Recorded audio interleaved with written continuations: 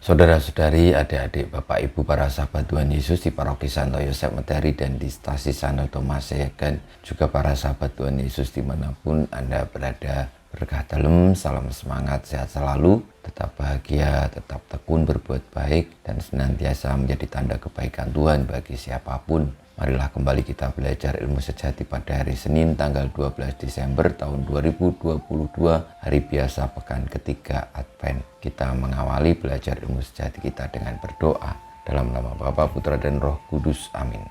Allah Bapa sumber cahaya iman, dengarkanlah kiranya dengan rela doa-doa kami. Terangilah kegelapan hati kami dengan rahmat Putramu yang datang mengunjungi kami. Sebab Dialah yang hidup dan berkuasa, yang bersama dengan Dikau dalam persatuan Roh Kudus, Allah sepanjang segala masa. Amin. Para sahabat Tuhan Yesus terkasih, kita akan belajar ilmu sejati dari Injil Yesus Kristus menurut Matius bab 21 ayat 23 sampai dengan 27. Pada suatu hari Yesus masuk ke bait Allah. Ketika ia sedang mengajar, datanglah imam-imam kepala dan pemuka-pemuka bangsa Yahudi kepadanya. Mereka bertanya, "Dengan kuasa manakah engkau melakukan hal-hal itu? Dan siapakah yang memberikan kuasa itu kepadamu?" Jawab Yesus kepada mereka, "Aku juga akan mengajukan satu pertanyaan kepadamu. Dan jika kalian memberi jawabannya, aku pun mengatakan kepada kalian, dengan kuasa manakah aku melakukan hal-hal itu. Nah, dari manakah pembaptisan yang diberikan Yohanes? Dari surga atau dari manusia?" Mereka lalu berunding satu sama lain. "Jika kita katakan dari surga, ia akan berkata kepada kita, 'Kalau begitu, mengapa kalian tidak percaya kepadanya?' Tetapi jika kita katakan dari manusia, kita takut kepada orang banyak, sebab semua orang menganggap Yohanes itu nabi." Mereka lalu menjawab, "Kami tidak tahu." Maka Yesus pun berkata kepada mereka, "Jika demikian, aku pun tidak mau mengatakan kepada kalian dengan kuasa manakah aku melakukan hal-hal itu." Demikianlah sabda Tuhan, terpujilah Kristus. Para sahabat Tuhan Yesus yang terkasih, Tuhan Yesus mengetahui maksud atau kepentingan dari imam-imam kepala dan pemuka-pemuka bangsa Yahudi yang bertanya kepadanya tentang dari manakah kuasa yang Tuhan Yesus miliki dengan melakukan hal-hal yang besar atau melakukan mukjizat-mukjizat, melakukan hal-hal yang menakjubkan itu dari kuasa mana.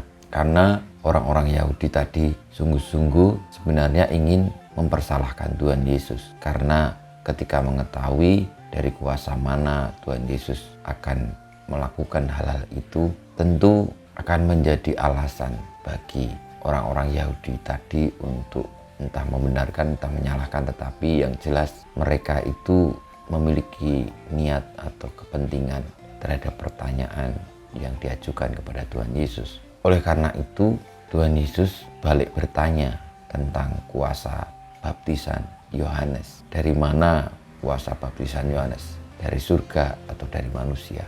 Sebenarnya jawabannya jelas bahwa kuasa baptisan Yohanes itu dari surga, karena membawa orang-orang kepada pertobatan, dan itu tidak perlu didiskusikan sebenarnya karena membawa orang kepada kebaikan. Tentu ini dari surga. Tetapi orang-orang imam-imam kepala dan pemuka-pemuka bangsa Yahudi tadi tidak percaya kepada Yohanes. Sekali lagi karena kebuntuan hati mereka untuk percaya. Saudara-saudariku, marilah pada masa Advent ini jangan sampai hati kita buntu dan tidak percaya.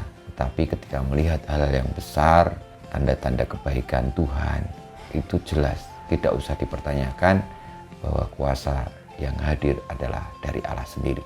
Kita mohon berkat Tuhan, semoga dengan rahmat berkat yang boleh kita terima, kebaikan, kebenaran, kesucian Tuhan Yesus, kita pun dengan yakin dan mantap mempercayai bahwa Yesus datang dari Allah karena Dia adalah sabda Allah sendiri.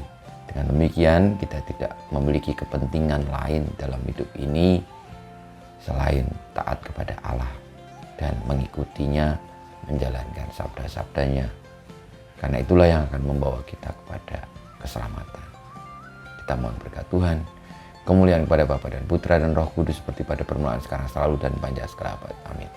Ya Yesus, jadikanlah hati kami seperti hati-Mu.